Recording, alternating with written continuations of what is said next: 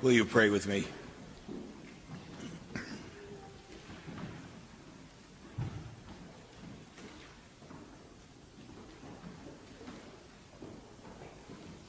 Oh God, from the busyness of our lives,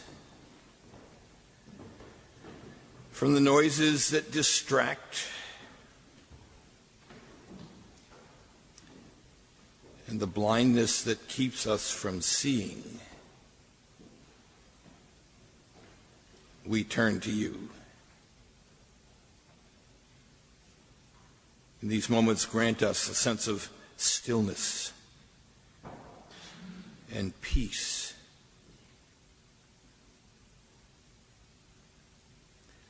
And out of the silence, let us hear you speaking clearly and boldly to each one of us present and to all of us together. And having heard, help us to rise and follow for the sake of Jesus and his world. Amen. Picture a truck stop. Any truck stop will do. They're all basically the same, at least in form and function. A place to refuel vehicles. A place of rest for weary travelers. A short-lived respite from the monotony and loneliness of life on the road. A place to hobnob with friends and strangers alike, swapping stories and news of the road and reports of what's happening in the world that day. And all of that quickly left behind and forgotten the next morning as the travelers resumed their journeys and head off toward the next destination. If you visit enough truck stops, you'll come to recognize two other groups of inhabitants of those places. First, residents who live nearby, for whom the travelers provide a steady source of income and probably entertainment. And second, an odd assortment of vagabonds and hangers-on who don't seem to fit anywhere, but who are drawn like lemmings to the lure and freedom of the open road, ready to hop on board with any passing traveler who'll have them, whether for a night or a week. Drop in any truck stop, and you'll find them all there. Jericho, believe it or not, which is today's destination on our Lenten journey with Jesus, Jericho was a first-century truck stop, pure and simple. A village, perhaps a small city, planted alongside a major trade route with an endless stream of travelers constantly passing through, and a community that made its livelihood by catering to and tending to those travelers. Such was the lot of blind Bartimaeus that day so long ago. Bartimaeus was not exactly a drifter in life, but his ailment had surely branded him as an outsider, dumping him by the side of the road like a crumpled up beer can or a piece of trash, and leaving him vulnerable at the mercy of others. According to the story we have, there was little that Bartimaeus could do for himself apart from three things: listening to the comings and goings of persons hurrying by and leaving him in the dust, literally. Holding out his begging bowl, hoping that someone might take heed and take pity on him by tossing him a bit of spare change. And when all else failed, when he just couldn't stand it anymore, couldn't stand being ignored day after day after day, raising an impolite and ungodly ruckus by screaming at passers-by, disturbing the peace, interrupting their lives, calling attention to himself. The story of Jesus' encounter with Bartimaeus seems at first glance of little or limited significance, a throwaway story, if you will, before we get to the heart of the Gospels, Jesus and Holy Week. We have traveled some 85 miles south with Jesus and the disciples this week from the familiar setting of Capernaum in Galilee, where we were last Sunday. And in Mark's Gospel, the story of Jericho and Bartimaeus represents the very last stop before Jesus parades into Jerusalem on Palm Sunday. It is a coda, or rest, a chance to catch our breath before the story hits warp speed and races toward its grand conclusion. We'll postpone all that for another week next Sunday with an equally short but significant stop in Bethany. But for today, it's this passing encounter in Jericho marked by at least two oddities. Oddity number one. For a story that's all about Jesus' miraculous healing power, I find it extremely odd that Jesus does practically nothing in this story. No laying on of hands, no spitting upon dirt to form an ancient form of ointment to spread across the blind man's eyes. Instead, it is Bartimaeus who carries all the action. Bartimaeus shouts, and then shouts some more. Bartimaeus throws off his coat. Bartimaeus jumps up. Bartimaeus races to Jesus. Bartimaeus asserts his desire to gain his sight. And at the end, when that happens, Bartimaeus chooses to follow Jesus down the road. And what is Jesus doing? Jesus stops. Just that. Jesus stops. And when everything has ground to a halt, when everything has grown quiet, Jesus invites Bartimaeus to his side, asks Bartimaeus what it is that he wants, and then very simply and quietly says, "You got it." That's it.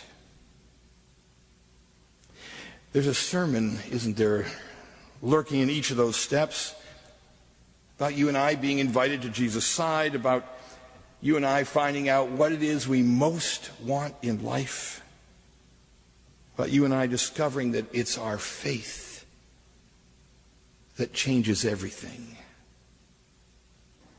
But it all begins with this. Jesus stopped. Jesus took notice. Jesus asked what was needed. Jesus listened, paid attention, and responded accordingly. How much different would my life be? How much different would your life be? How much different would the world be if we were to follow Jesus' lead, simply to stop and listen and ask questions and pay attention to what's going on around us, instead of racing ahead with our own agenda and our own assumptions about how things should be? Speaking personally, as an aging white male, there's nothing I would like better than to live out my years in peace and quiet. My grandkids know every year when they ask what I'd like for Christmas, it is always the same answer: peace and quiet. always the same answer. So as an aging white male, there's nothing I'd like better than to live out my years in peace and quiet, content in a world of my own making, impervious to and unmoved by the unsettling, heart-aching cries, or worse, telling others to be quiet and go away. I don't want to listen to you. I don't want to be disturbed by you. I don't want to be riled up by you.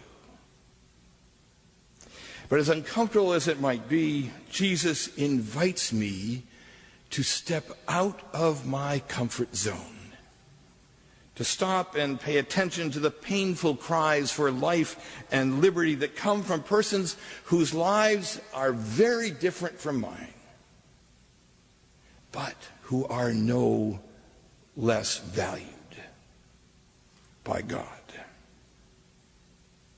That's oddity number one.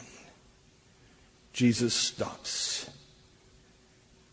and listens.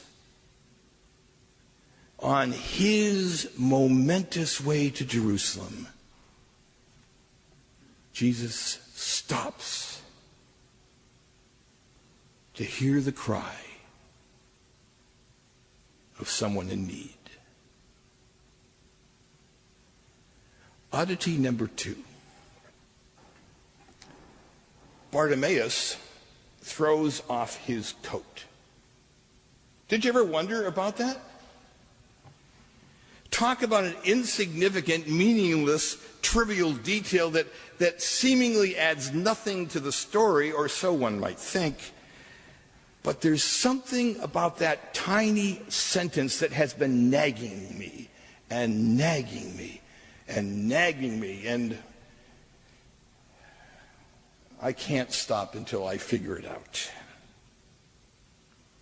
And it turns out that Bartimaeus' cloak or coat wasn't an extraneous item at all. More than an outer garment shielding him from the weather and keeping him warm at night, the way we still see those bundled up people on the street, wrapped in thick layers of clothing and hopefully with a heavy-duty coat on top. And more than an impediment that might have slowed Bartimaeus down on his way to Jesus, Bartimaeus' coat served to identify him and others like him as indigent persons. An early warning system, you might say, warning others of what and who lay ahead so that they could walk around them if they so chose. Cloaked in his coat, he was a nobody and practically invisible. The way I pass by too often his brothers and sisters on the streets of Syracuse. So when Bartimaeus stood up and threw off his coat, he was in effect throwing off everything that weighed him down and kept his life in check. Everything that worked to limit his options and opportunities in life, which is to say that Bartimaeus' healing began not when he blinked his eyes open, but when he tore off his old identity in favor of freedom and wholeness. So what about you? And what about me? What old identities, what old self-images, what old habits and practices hold us back from the fullness of life in the fullness of love.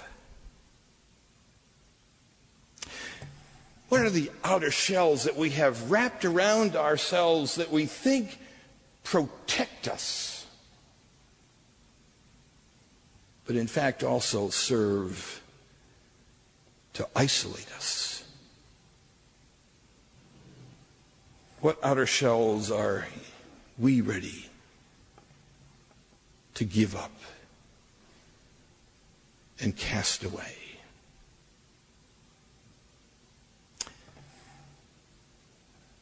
Like my friend Bartimaeus,